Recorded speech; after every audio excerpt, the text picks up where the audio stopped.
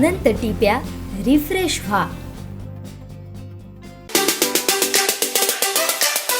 अध्यक्ष महोदय, गेले 8 दिवस कोकणामध्ये मुसळधार पाऊस पडत आहे.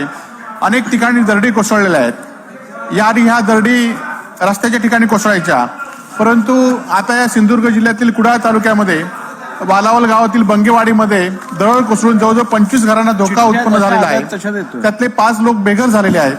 त्याचबरोबर नेरूर कांडारवाडी या ठिकाणी सुद्धा दरड कोसळली आहेत. त्या ठिकाणी सुद्धा लोक बेघर झालेले आहेत.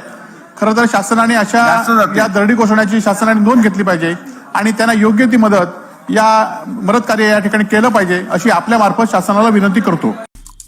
आमचे दिवसभरातले सर्व अपडेट्स, ताज्या घडामोडी आणि थेट लाईव्ह पाहण्यासाठी सबस्क्राईब करा, लाईक करा कोकणचं नंबर 1 महा चॅनल कोकण 7 लाईव्हचं YouTube चॅनल.